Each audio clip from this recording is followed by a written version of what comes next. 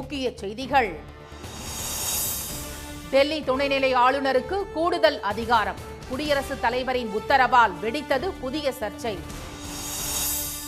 கனமழை காரணமாக வெள்ளத்தில் தத்தளிக்கும் குஜராத். ஆந்திரா, தெலுங்கானாவில் 4வது நாளாக தொடரும் மீட்பு பணி. சிறைபிடிக்கப்பட்டவர்களுக்கு தலா 1.5 கோடி ரூபாய் அபராதம். இலங்கை நீதிமன்ற உத்தரவால் தமிழக மீனவர்கள் அதிர்ச்சி. பெங்களூரு குண்டுவெடிப்பு சம்பவத்தில் தொடர்பிருப்பதாக குற்றச்சாட்டு. தமிழ்நாட்டு மக்களிடம் மன்னிப்பு கோரினார் மத்திய அமைச்சர் ஷோபா.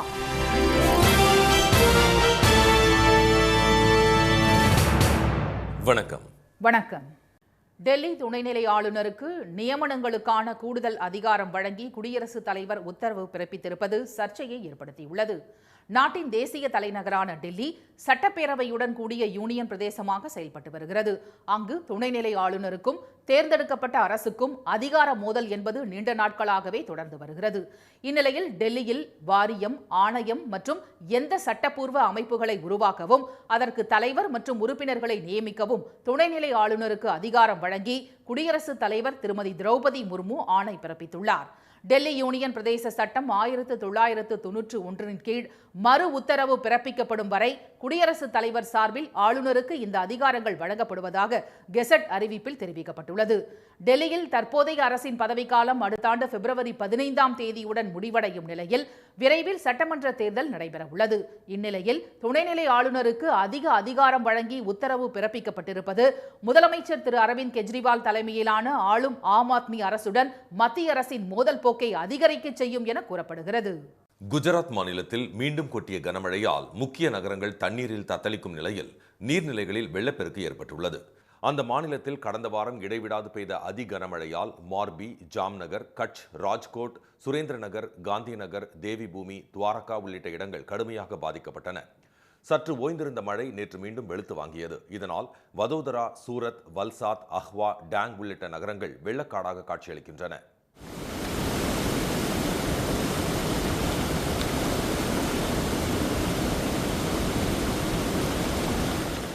வதோதராவில் பெரும்பாலான வீடுகளை வெள்ளம் சூழ்ந்துள்ளது. இதனால் வீடுகளை விட்டு வெளியேற முடியாமல் மக்கள் சிரமப்பட்டு வருகின்றனர்.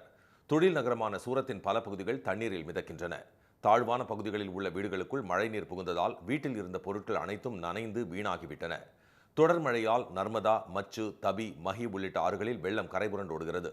கந்தானை அணை முழு கொள்ளளவை எட்டியதால் தண்ணீர் திறக்கப்பட்டது. வினாடிக்கு 1 லட்சம் கன அடி தண்ணீர் வெளியேற்றப்படுவதால் கரையோரம் உள்ள 128 கிராமங்களுக்கு வெள்ள அபாய எச்சரிக்கை விடப்பட்டுள்ளது.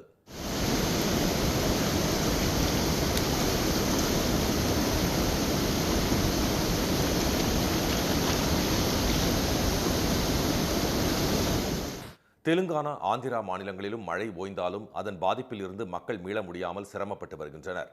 ஆந்திர மாநிலத்தில் விஜயவாடா, கிருஷ்ணா, என்டிஆர், பல்நாடு உள்ளிட்ட பகுதிகளில் தண்ணீர் வடியாததால் மக்களின் இயல்பு வாழ்க்கை முடங்கியுள்ளது. தெலுங்கானா மாநிலம் கம்மம், நல்கொண்டா, மகபூபாத், நாகர் கர்னூல், ஹனுமகொண்டா, முலுகு, பத்ராத்ரி, கொத்தக்கூடம் மாவட்டங்கள் கடுமையாக பாதிக்கப்பட்டுள்ளன. சாலைகள், பாலங்கள், விளைநிலங்கள் என பாதிப்புகள் அதிகமாக உள்ளதால் மழை வெள்ள பாதிப்பை தேசிய பேரிடராக அறிவிக்க வேண்டும் என்று இரு மாநில முதலமைச்சர்களும் பிரதமரிடம் வலியுறுத்தியுள்ளனர். தமிழ்நாட்டு மீனவர்கள் 12 பேருக்கு தலா 1.5 கோடி ரூபாய் அபராதம் விதித்து இலங்கை நீதிமன்றம் உத்தரவிட்டுள்ளது. கடந்த ஜூலை 20ஆம் தேதி கடலுக்கு சென்ற தூத்துக்குடி மாவட்டம் தருவைக்குளத்தைச் சேர்ந்த 22 மீனவர்களையும் 2 விசைப்படகுகளையும் இலங்கை கடற்படை சிறைபிடித்துச் சென்றது. கல்பிட்டி சுற்றுலா நீதிமன்றத்தில் ஆஜர்படுத்தப்பட்ட மீனவர்களை ஆகஸ்ட் 20ஆம் தேதி வரை நீதிமன்ற காவலில் வைக்க நீதிபதி உத்தரவிட்டார். பின்னர் நேற்று வரை காவல் நீட்டிக்கப்பட்ட நிலையில் புத்தளம் நீதிமன்றத்தில் தமிழ்நாட்டு மீனவர்கள் 22 பேரும் ஆஜர்படுத்தப்பட்டனர். வழக்கை விசாரித்த நீதிபதி இவானோ விமலரத்ன 12 பேருக்கு தலா 1.5 கோடி ரூபாய் அபராதம் விதித்தார். தவறும் பட்சத்தில் 6 மாத காலம் சிறை தண்டனை வழங்கப்படும் என்றும் நீதிபதி தெரிவித்தார். மேலும் 10 பேரை இந்த மாதம் 10ஆம் தேதி வரை நீதிமன்ற காவலில் வைக்க நீதிபதி இவானோ விமலரத்ன உத்தரவிட்டார்.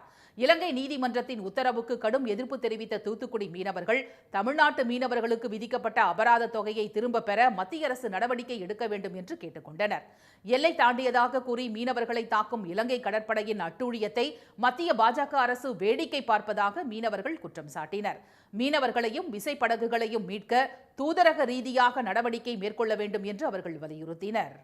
தமிழர்களிடம் மன்னிப்பு கேட்டு மத்திய அமைச்சர் திருமதி ஷோபா கரந்தலேஜே சென்னை உயர்நீதிமன்றத்தில் மனு தாக்கல் செய்துள்ளார். பெங்களூருவில் உள்ள ராமேஸ்வரம் கஃபே ஹோட்டலில் கடந்த மார்ச் 1ஆம் தேதி நடைபெற்ற குண்டுவெடிப்பு சம்பவத்தில் தமிழ்நாட்டை சேர்ந்தவர்களுக்கு தொடர்பு இருப்பதாக மக்களவை தேர்தல் பிரச்சாரத்தின் போது மத்திய தொழிலாளர் மற்றும் வேலைவாய்ப்புத்துறை இணை அமைச்சர் திருமதி ஷோபா பேசியது பெரும் சர்ச்சையை ஏற்படுத்தியது. இதை எதிர்த்து மதுரையை சேர்ந்த திரு தியாகராஜன் என்பவர் சைபர் கிரைம் போலீசாரிடம் அளித்த புகாரின் மீது முதல் தகவல் அறிக்கை பதிவு செய்யப்பட்டது. இதை ரத்து செய்யக்கோரி திருமதி ஷோபா தரப்பில் சென்னை உயர்நீதிமன்றத்தில் மனு தாக்கல் செய்யப்பட்டது. இது தொடர்பான வழக்கு நீதிபதி திரு ஜெயச்சந்திரன் முன்னிலையில் நேற்று மீண்டும் விசாரணைக்கு வந்தபோது மத்திய அமைச்சர் தரப்பில் தமிழர்களிடம் மன்னிப்பு கேட்டு பிரமாண பத்திரம் தாக்கல் செய்யப்பட்டது. அதில் பெங்களூரு குண்டுவெடிப்பு சம்பவத்தில் தமிழர்களுக்கு எதிராக கருத்து தெரிவித்த விவகாரத்தில் தவறை உணர்ந்து சமூக வலைதளங்களில் தான் மன்னிப்பு கேட்டதாக குறிப்பிட்டுள்ளார். மேலும் தமிழர்களின் வரலாறு, கலாச்சாரம் மற்றும் பண்பாடு மீது மிகுந்த மரியாதை வைத்திருப்பதாகவும் தனது கருத்து யாரையாவது புண்படுத்தியிருந்தால் அதற்காக மன்னிப்பு கோருகிறேன் என்றும் தெரிவித்துள்ளார். தம் மீதான வழக்கை ரத்து செய்து உத்தரவிட வேண்டும் என்றும் கோரிக்கை விடுக்கப்பட்டுள்ளது. இதையடுத்து இந்த வழக்கின் விசாரணையை வரும் 5ஆம் தேதிக்கு ஒத்திவைத்து நீதிபதி உத்தரவிட்டார். ஹரியானா சட்டப்பேரவை தேர்தலில் புதிய திருப்பமாக காங்கிரஸ், ஆம் ஆத்மி இடையே விரைவில் தொகுதி பங்கீடு ஒப்பந்தம் ஏற்படும் என்றும் இது தொடர்பாக இரு கட்சிகளும் பேச்சுவார்த்தையில் ஈடுபட்டுள்ளதாகவும் தகவல்கள் தெரிவிக்கின்றன. இந்தியா கூட்டணியில் உள்ள காங்கிரஸ், ஆம் ஆத்மி கட்சிகள் டெல்லியில் கூட்டணி வைத்தாலும் பஞ்சாபில் தனித்து போட்டியிட்டன. இதனிடையே ஹரியானாவில் அக்டோபர் 5ஆம் தேதி சட்டமன்ற தேர்தல் நடைபெறவுள்ளது. தற்போது அங்கு பாஜக ஆட்சியில் உள்ள நிலையில் விவசாய அமைப்புகள் அக்கட்சிக்கு எதிராக தீவிர பிரச்சாரம் மேற்கொள்ள திட்டமிட்டுள்ளனர்.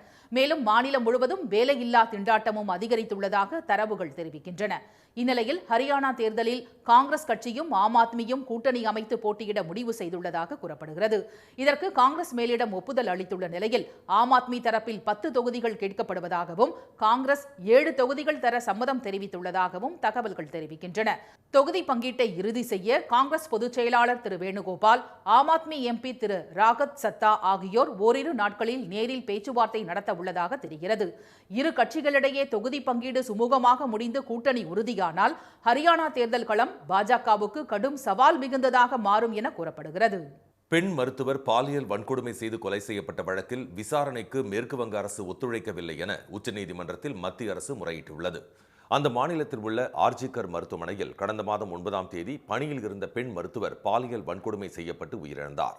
இதுகுறித்து சஞ்சய் ராய் என்பவர் கைதான நிலையில் மருத்துவர்களும் பொதுமக்களும் அரசியல் கட்சியினரும் தொடர்ந்து போராடி வருகின்றனர். கொல்கத்தாவில் நேற்று பாஜக மற்றும் பொதுநல அமைப்பினர் பேரணியும் மருத்துவர்கள் மனித சங்கிலி போராட்டமும் நடத்தினர்.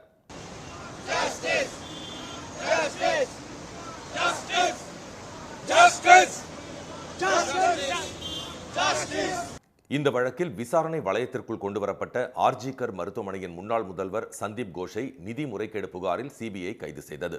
அலிப்பூர் நீதிமன்றத்திற்கு ஆஜர்படுத்தப்பட்ட அவரை 8 நாட்கள் காவலில் எடுத்து விசாரிக்க சிபிஐக்கு அனுமதி வழங்கப்பட்டுள்ளது. விசாரணை முடிந்து வெளியே வந்த சந்தீப் கோஷுக்கு எதிராக வழக்கறிஞர்கள் போராட்டத்தில் ஈடுபட்டனர். சிலர் அவரை தாக்க முயன்றதால் பரபரப்பு ஏற்பட்டது.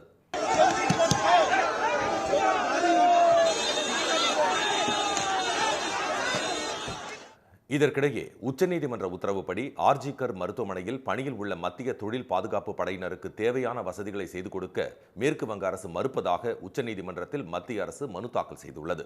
இது தொடர்பாக கடந்த 2ஆம் தேதி அந்த மாநில தலைமைச் செயலாளரிடம் முறையிட்டும் நடவடிக்கை எடுக்கவில்லை என்றும் நீதிமன்ற உத்தரவை அமல்படுத்தாத அதிகாரிகள் மீது நீதிமன்ற அவமதிப்பு சட்டத்தின் கீழ் நடவடிக்கை எடுக்க வேண்டும் என்றும் மனுவில் கேட்டுக் கொண்டுள்ளது.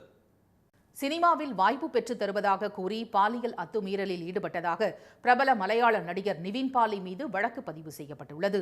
மலையாள திரையுலகில் நடிகைகள் மற்றும் பெண் கலைஞர்களுக்கு எதிரான பாலியல் துன்புறுத்தல்கள் நடைபெறுவதாக குற்றச்சாட்டு எழுந்ததை அடுத்து புகார் குறித்து விரிவான விசாரணை நடத்த நீதிபதி திருமதி ஹேமா தலைமையில் ஆணையம் அமைக்கப்பட்டது.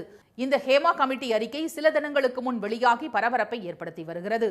அதில் அதிகார மையத்தில் இருக்கும் நடிகர்கள், இயக்குநர்கள், தயாரிப்பாளர்களால் நடிகைகள் உள்பட பெண் கலைஞர்கள் பாலியல் துன்புறுத்தலுக்கு ஆளானதாக தெரிவிக்கப்பட்டுள்ளது. ஹேமா கமிட்டி அறிக்கை வெளியான பின்னர் பல நடிகைகள் தங்களுக்கும் பாலியல் துன்புறுத்தல்கள் நடந்ததாக கூறி வருகின்றனர். இதனையடுத்து பாலியல் புகார்கள் குறித்து விசாரிக்க சிறப்பு புலனாய்வு குழுவை கேரள அரசு அமைத்துள்ளது. இந்நிலையில் சினிமாவில் வாய்ப்பு பெற்று தருவதாக கூறி பாலியல் அத்துமீறலில் ஈடுபட்டதாக பிரபல நடிகர் நிவின் பாலி மீது வழக்கு பதிவு செய்யப்பட்டுள்ளது. எர்ணாகுளம் மாவட்டம் நேரியமங்கலத்தைச் சேர்ந்த பெண் ஒருவர் அளித்த புகாரின் அடிப்படையில் நிவின் பாலி உள்ளிட்ட 6 பேர் மீது போலீசார் வழக்கு பதிவு செய்துள்ளனர். தமிழில் நேரம், ரிச்சி ஆகிய படங்களில் நடித்துள்ள நிவின் பாலி தன் மீதான குற்றச்சாட்டுகள் ஆதாரமற்றவை என்பதை நிரூபிக்க எந்த எல்லைக்கும் செல்ல தயாராக இருப்பதாக எக்ஸ் பக்கத்தில் பதிவிட்டுள்ளார். இந்த செய்தி தவறானது என மறுத்துள்ள அவர், இந்த விவகாரத்தில் உண்மையை வெளிச்சத்துக்கு கொண்டு வருவேன் என்றும் வழக்கை சட்டப்படி எதிர்கொள்வேன் என்றும் தெரிவித்துள்ளார். அருப்புக்கோட்டையில் மறியல் போராட்டத்தை தடுக்க முயன்ற பெண் டிஎஸ்பி தாக்கப்பட்ட சம்பவத்தில் 7 பேர் கைது செய்யப்பட்டுள்ளனர். ராமநாதபுரம் மாவட்டம் கமுதியை சேர்ந்த சரக்கு வாகன ஓட்டுநர் கொலையை கண்டித்தும் குற்றவாளிகளை கைது செய்ய கோரியும் அவரது உறவினர்கள் அருப்புக்கோட்டை திருச்சுழி சாலையில் நேற்று மறியல் போராட்டம் நடத்தினர். அப்போது அருப்புக்கோட்டை டிஎஸ்பி காயத்ரி தலைமையிலான போலீசார் அவர்களை தடுத்து நிறுத்த முயன்றனர். போராட்டக்காரர்களுடன் பேச்சுவார்த்தை நடத்தும்போது ஏற்பட்ட தகராறில் பெண் டிஎஸ்பி காயத்ரி தாக்கப்பட்டதால் பரபரப்பு நிலவியது. இதனையடுத்து கூடுதல் போலீசார் குவிக்கப்பட்டு நிலைமை கட்டுக்குள் கொண்டு வரப்பட்டது. சம்பவ இடத்திற்கு விரைந்த விருதுநகர் மாவட்ட காவல் கண்காணிப்பாளர் நேரில் ஆய்வு மேற்கொண்டார். இந்த நிலையில் தாக்குதல் தொடர்பாக 7 பேரை போலீசார் கைது செய்துள்ளனர். 8 பேர் மீது வழக்கு பதிவு செய்யப்பட்டுள்ள நிலையில் தப்பியோடிய ஒருவரை தனிப்படை போலீசார் தேடி வருகின்றனர். திண்டுக்கல் அருகே அதிக அளவில் வாடாமல்லி பூக்கள் சாகுபடி செய்யப்பட்டுள்ள நிலையில் விலை வீழ்ச்சியால் விவசாயிகள் கவலையடைந்துள்ளனர். சாணார்பட்டி சுற்றுவட்டார பகுதிகளான மடூர், புகையிலைப்பட்டி, ராஜாக்காப்பட்டி, மேட்டுப்பட்டி, சிலுவத்தூர் உள்ளிட்ட பகுதிகளில் அதிக அளவில் வாடாமல்லி பூக்கள் சாகுபடி செய்யப்பட்டுள்ளன. தற்போது இளஞ்சிவப்பு கம்பளம் விரித்தாற்போல் பூக்கள் பூத்து வண்ணமயமாக காட்சியளிக்கின்றன. பூக்களை அறுவடை செய்யும் பணிகளை தொடங்கியுள்ள விவசாயிகள் விலை வீழ்ச்சியால் கவலையடைந்துள்ளனர். அலங்காரத்திற்கு பயன்படுத்தப்படும் வாடாமல்லி பூக்கள் கேரளாவில் கொண்டாடப்படும் ஓணம் பண்டிகையின் போது அதிக அளவில் விற்பனையாவது வழக்கம். ஆனால் வயநாடு நிலச்சரிவு, மழை, வெள்ளம் உள்ளிட்ட காரணங்களால் ஓணம் சீசன் களையிழந்து காணப்படும் நிலையில் வாடாமல்லி பூக்கள் தேங்கும் நிலை உருவாகியுள்ளது. இதனால் கிலோ 10 ரூபாய் முதல் 25 ரூபாய்க்கு விற்கும் நிலை உள்ளதாக விவசாயிகள் வேதனை தெரிவித்துள்ளனர். பூ ஓணத்துக்காக நட்டுட்டு இருக்கிறோம். நடுறப்ப விலை போன வருஷமெல்லாம் முன்னாடி நல்லா விற்றுச்சு. இப்போ விலை இல்லை. மக்கள் ரொம்ப கஷ்டப்படுறாங்க. வேலை செய்கிறவங்க ஒரு நாளைக்கு 250 ரூபா சம்பளம். அவங்க 10 கிலோ மட்டும்தான் கிட்டுறாங்க. அவங்களுக்கு சம்பளம் கொடுக்க தான் எங்களுக்கு சரியாக இருக்குது. ஓணம் சீசன் விற்பனை ஏமாற்றம் அளித்த நிலையில் விநாயகர் சதுர்த்தி மற்றும் முகூர்த்த நாட்களை எதிர்பார்த்து பூ வியாபாரிகள் காத்திருக்கின்றனர். மதுரை அருகே சொட்டு நீர் பாசன முறையில் வாழை மற்றும் தென்னை விவசாயம் செய்து விவசாயிகள் அதிக மகசூல் ஈட்டி வருகின்றனர். மதுரை மாவட்டத்தில் வாழை பயிர் பிரதான பயிர்களில் ஒன்று. வாழை விளைச்சலுக்கு அதிக தண்ணீர் தேவைப்படும் நிலையில் வாடிப்பட்டி, மேலூர், கொட்டாம்பட்டி, மேலவளவு பகுதிகளில் மழை மற்றும் கிணற்று நீரை நம்பி விவசாயம் செய்யப்பட்ட நிலையில் நீரின்றி வாழை, தென்னை கருகியதால் விவசாயிகள் உடனடியாக சொட்டு நீர் பாசனத்திற்கு மாறி பலனடைந்து உள்ளனர். சாதாரண பாசனத்தை ஒப்பிடுகையில் 70% நீர் சேமிக்கப்படுவதாகவும் பயிர் திடமாக வளர்வதுடன் வேகமாக முதிர்ச்சி அடைவதால் குறைந்த காலத்தில் முதலீட்டிற்கான வரவு கிடைத்து விடுவதாகவும் விவசாயிகள் மகிழ்ச்சி தெரிவித்தனர். சொட்டு நீர் போட்டதுனால ரொம்ப நல்ல தரமான ஈல்டு கிடச்சிருக்கு. எங்களுக்கு எந்த ஒரு பாதிப்பும் இல்லை. இந்த சொட்டு நீர்னால் நிறைய தண்ணிகளுக்கு சேமிப்பாகுது, வேலைப்பாடுகள் குறையுது, அதில் உள்ள புல்லுகள் அதிகமாக தலையிடல. தேவையான அளவு மாத்திரம் வாழைக்கட்டைக்கு தேவையான அளவு மாத்திரம் தண்ணி கிடைக்குது. நீர் மேலாண்மை குறித்து அதிக விழிப்புணர்வு ஏற்படுத்தவும் விவசாயிகளிடம் சொட்டு நீர் பாசனத்தை கொண்டு சேர்ப்பதற்காகவும் மேலவளவு உழவர் உற்பத்தியாளர் குழு மூலம் தொடர் நடவடிக்கை எடுக்கப்பட்டு வருவதாக விவசாயிகள் கூறினர். வங்கக்கடலில் நாளை புதிய காற்றழுத்த தாழ்வு பகுதி உருவாக உள்ளதாக சென்னை வானிலை ஆய்வு மையம் அறிவித்துள்ளது. சென்னையில் மந்தைவெளி, அடையாறு, வடபழனி, அண்ணாநகர், திருவொற்றியூர், தாம்பரம், சோழிங்கநல்லூர், திருவான்மியூர் உள்ளிட்ட இடங்களில் நேற்றிரவு மழை பெய்தது. திருவள்ளூர், குன்றத்தூர், பூவிருந்தவல்லி, பொன்னேரி, செங்கல்பட்டு, காஞ்சிபுரம், மயிலாடுதுறை, அவினாசி, நத்தம், தஞ்சை, அறந்தாங்கி, குமரி ஆகிய பகுதிகளில் பலத்த காற்றுடன் மழை கொட்டியது.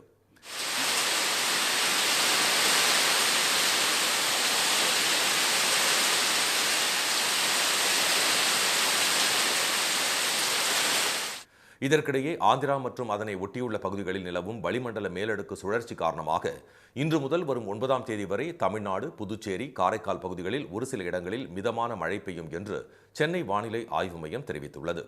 மத்திய மேற்கு மற்றும் அதனை ஒட்டிய வடமேற்கு வங்கக்கடல் பகுதிகளில் நாளை புதிதாக காற்றழுத்த தாழ்வு பகுதி உருவாக உள்ளதாகவும் வானிலை ஆய்வு மையம் அறிவித்துள்ளது. மீண்டும் முக்கிய செய்திகள். டெல்லி துணைநிலை ஆளுநருக்கு நியமனங்களுக்கான கூடுதல் அதிகாரம் வழங்கி குடியரசுத் தலைவர் உத்தரவு பிறப்பித்திருப்பது சர்ச்சையை ஏற்படுத்தியுள்ளது. குஜராத் மாநிலத்தில் மீண்டும் கொட்டிய கனமழையால் முக்கிய நகரங்கள் தண்ணீரில் தத்தளிக்கும் நிலையில் நீர்நிலைகளில் வெள்ளப்பெருக்கு ஏற்பட்டுள்ளது.